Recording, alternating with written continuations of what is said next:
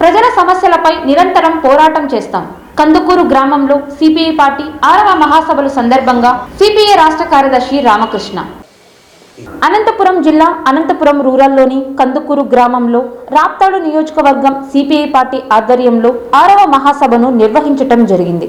ఈ సందర్భంగా సిపిఐ రాష్ట్ర కార్యదర్శి రామకృష్ణ మాట్లాడుతూ రాప్తాడులో సిపిఐ పార్టీ 6వ మహాసభలను నిర్వహించడం జరిగిందని, ఈ సభల్లో స్థానిక సమస్యలపైన చర్చించి రానున్న రోజుల్లో ప్రజల సమస్యలపై పోరాటం చేస్తామని, అదేవిధంగా రాష్ట్రంలో కూటమి ప్రభుత్వ పరిపాలన సరిగా చేపట్టలేదని, ముఖ్యమంత్రి సింగపూర్ పర్యటన, డిప్యూటీ సీఎం సినిమా పర్యటన ఈ విధంగా ఉందని, అదేవిధంగా ప్రతిపక్షంలో ఉండాల్సిన జగన్మోహన్ రెడ్డి కూడా నిత్యం వివాదాలకు మారి ప్రజల సమస్యలపై ప్రశ్నించడమే మర్చిపోయారని సిపిఐ రాష్ట్ర కార్యదర్శి రామకృష్ణ కూటమి ప్రభుత్వం పైన, జగన్ పైన పలు విమర్శలు చేశారు.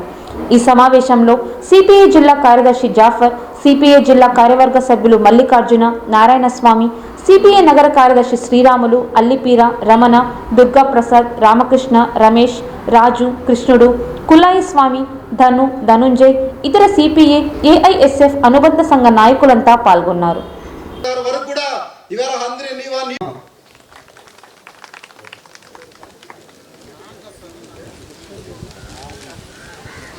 అదేవిధంగా ప్రధాన కార్యదర్శి మల్లికార్జున గారిని వేదికకి రావాల్సిందిగా కోరుతాను.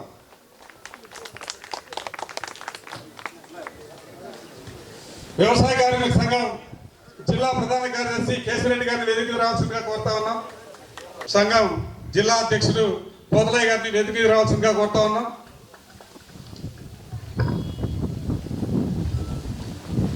నగర కార్యవర్గ సభ్యులు రాజు గారిని వేదికకి రావాల్సిందిగా కోరుతా ఉన్నాం. మరి ఆయన యొక్క మహాసభకు రావడం అనేది మనందరం కూడా గర్వించదగ్గ అంశం. ఎందుకంటే ఈవేళ భారత కమ్యూనిస్ట్ పార్టీ ఈవేళ మహాసభలు నిర్వహించుకుంటా ఉన్నాం. భారత కమ్యూనిస్ట్ పార్టీ 100 సంవత్సరాలు పూర్తి చేసుకుంది. ఈ 100 సంవత్సరాల కాలంలో కమ్యూనిస్ట్ పార్టీ అనేకమైనటువంటి పోరాటాలు నిర్వహించడం జరిగింది. స్వాతంత్ర సంగ్రామంలో అనేక మంది కమ్యూనిస్ట్ పార్టీ నాయకులు ప్రాణాలను అర్పించారు. మన జిల్లాకు సంబంధించినటువంటి నాయకులు కూటనే మనం అక్కడ పెట్టడం జరిగింది. అంటే ఈవేళ 100 సంవత్సరాల కమ్యూనిస్ట్ పార్టీ చాలా మంది అనుకుంటా ఉంటారు ఏముంది ఎర్ర జెండా. ఇవాళ మన రాప్తాడు నియోజకవర్గ మీటింగ్ సందర్భంగా, ఈ మహాసభ సందర్భంగా కందుకూరు గ్రామంలో ఎంతో ఉత్సాహంగా ర్యాలీ నిర్వహించి, ఈ ర్యాలీ అనంతరం ఇక్కడ మన బహిరంగ సభ జరుపుకుంటా ఉన్నాం. నేను చదువుకునేటప్పటి నుంచి కూడా కందుకూరులో ఎన్నోసార్లు ఇక్కడ మీటింగ్లకు వచ్చాం. నిజంగా నేను చెప్పాలంటే మన సీనారప్ప గారి ఇక్కడే ఉండే, అప్పుడు పార్టీలు ఉండే. సీనారప్ప గారు అందరూ వస్తే ఇక్కడ మీటింగ్లో మాట్లాడతా అంటే నేను మొదట మాట్లాడితే చాలా స్పీడ్గా మాట్లాడేవాడిని. నాకు కందుకూరు ఎందుకు గుర్తుందంటే నేను నిజంగా ప్రజలతో ఇవాళ ఎక్కడా లేనంత విధంగా ఇవాళ రాప్తాడు నియోజకవర్గంలో రాజకీయాలు నడుస్తూ ఉన్నాయి. వారందరూ కూడా పేదవాళ్ళ సమస్యలు ఇవాళ పక్కలకు వదిలేస్తూ ఉన్నారు. వ్యక్తిగత సమస్యలతో ఇవాళ వాళ్ళు మాట్లాడుతూ ఉన్నారు. ఎందుకంటే అధికారంలోకి వచ్చినటువంటి ఇవాళ తెలుగుదేశం పార్టీ, గత ఉన్నటువంటి వైఎస్ఆర్ పార్టీ వాళ్ళు కూడా వెళ్ళిపోయారు. ఇప్పుడు వీళ్ళు అధికారంలోకి వచ్చి సంవత్సరం అయింది. వాళ్ళు కూడా పెన్షన్ల విషయంలో అయితేనే, రైతుల సమస్యల విషయంలో అయితేనేమి, వ్యవసాయ కూలీల విషయంలో అయితేనేమి ఇవాళ ఎక్కడా కూడా చేయలేని పరిస్థితి ఇవాళ కనపడతా ఉంది. అందుకోసమే నిత్యం రాప్తాడు సమస్యల పైన నియోజకవర్గంలో 3 మండలాల్లో కూడా పేదవాడి సమస్య, మా సమస్య గొంతెత్తుతూ ప్రతిరోజు పోరాటం నిర్వహిస్తూ పుడతా ఉన్నాయి, చస్తా ఉన్నాయి. అధికారంలో ఉంటే పార్టీలు ఉంటాయి, అధికారం లేకపోతే ఇంట్లో కూర్చుంటా ఉంటారు. కానీ ఇవాళ ఎలాంటి అధికారం లేకపోయినా కష్టజీవులకు సమస్య ఉంది అంటే కమ్యూనిస్ట్ పార్టీ కార్యకర్తలు రక్తం ఉప్పొంగి అక్కడికి వెళ్ళి ఆ సమస్య పరిష్కారం కోసం పోరాడుతున్నటువంటి ఏకైక రాజకీయ పార్టీ ఎర్ర జెండా కమ్యూనిస్ట్ పార్టీ. అందుకోసమే ఈ కమ్యూనిస్ట్ పార్టీ 100 సంవత్సరాలు సజీవంగా ఉంటా ఉన్నది. ఇవాళ అనేకమంది రాజకీయ పార్టీలు కనుమరుగవుతా ఉన్నాయి. ఇవాళ ఈ రాష్ట్రంలో, ఈ దేశంలో అనేకమైనటువంటి సంస్కరణ తీసుకొచ్చినటువంటి పార్టీ కమ్యూనిస్ట్ పార్టీ. కమ్యూనిస్ట్ పార్టీని కనుమరుగు చేస్తామన్నటువంటి వాళ్ళే కమ్యూనిస్ట్ పార్టీతో పెట్టుకొని కాళ్ళ గర్భంలో కలిసిపోయినటువంటి వాళ్ళు ఉన్నారు తప్ప ఈ ఎర్ర జెండా ఎప్పటికి కూడా పోదు. మరి ఇవాళ దోపిడీదారుడు ఉన్నంత వరకు, దోపిడీకి గురవుతున్నట్టు ఉన్నంత వరకు ఎర్ర జెండా కమ్యూనిస్ట్ పార్టీ ఉంటుంది. పేదవాడి ఆకలి రక్తం మరిగేంత వరకు ఎర్ర జెండా కమ్యూనిస్ట్ పార్టీ ఉంటుంది. వాటి కోసమే ఈ పోరాటాన్ని ముందుకు తీసుకుపోతా ఉన్నాం. అందుకోసమే ఈ జిల్లాలో అనేకమైన రాజకీయ పార్టీలు ఇవాళ మనం చేయనటువంటి పోరాటాలు చేశాం.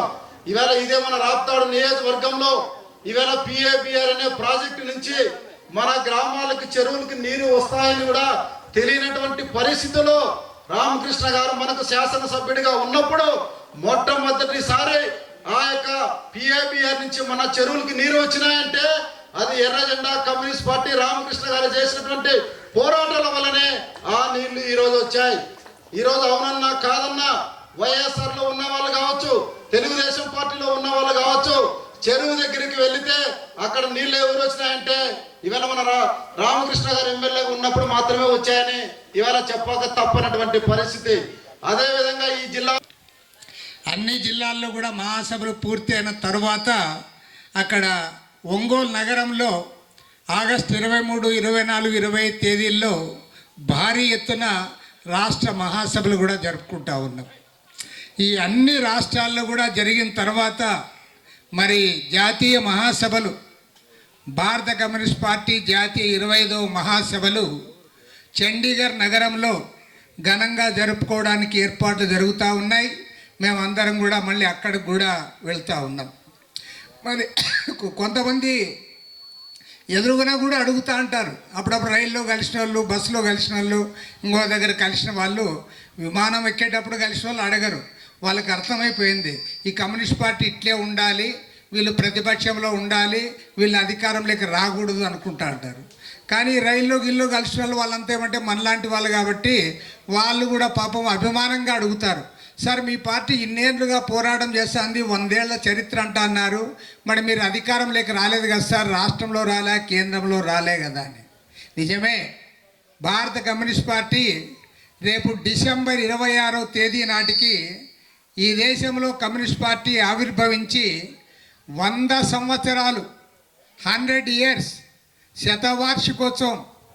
నేను గర్వంగా చెప్తా, భారతదేశంలో 2 రాజకీయ పార్టీలు 100 సంవత్సరాలు జీవించి ఉన్న పార్టీలు, బ్రిటిష్ వారికి వ్యతిరేకంగా పోరాడిన పార్టీలు 2 పార్టీలు. ఒకటి భారత జాతీయ కాంగ్రెస్, 2 భారత కమ్యూనిస్ట్ పార్టీ సిపిఐ. సగర్వంగా చెప్తాం, మిగతా పార్టీలకు ఆ చరిత్ర లేదు. బ్రిటిష్ వాడు ఈ దేశాన్ని పరిపాలిస్తున్న కాలంలో వారి దుర్మార్గాలకు వ్యతిరేకంగా, దోపిడీకి వ్యతిరేకంగా ఆనాడు జైలుకి వెళ్ళి పోరాటం చేసిన పార్టీలు ఈ 2 పార్టీలే. మహాత్మా గాంధీ గారి ఆధ్వర్యంలో లక్షలాది మంది కాంగ్రెస్ పార్టీ వారు పాల్గొన్నారు.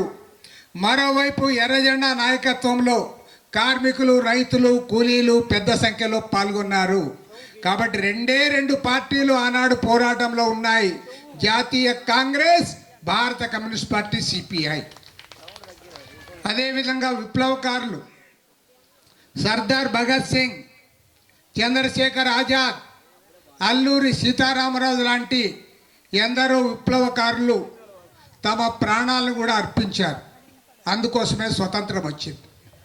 ఇవాళ మళ్ళీ అడుగుతా ఉన్నాం, ఈ దేశంలో మరో స్వాతంత్ర పోరాటం కావాలి. ఎందుకంటే ఇక్కడ చాలామంది చదువుకున్న వాళ్ళు ఉన్నారు, చాలామంది ఉన్నారు ఇక్కడ. నేను ఒకటి చెప్తా, ఇవాళ పొద్దున్నే అందరు పేపర్ చూసింటారు, టీవీలో చూసింటారు.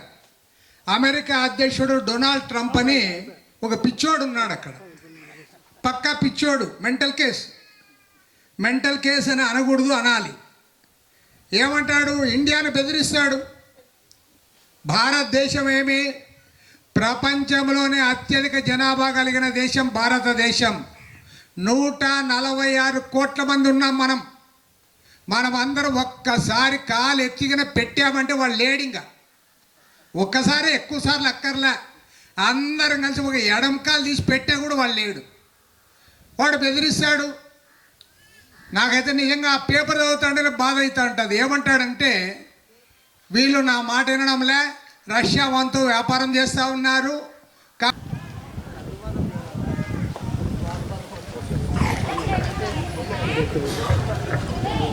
మరి మహాసభల సందర్భంగా అభివాదం చేయాల్సిందిగా వేదిక మీద ఉన్నటువంటి వాళ్ళందరికీ కోరుతా ఉన్నా కాబట్టి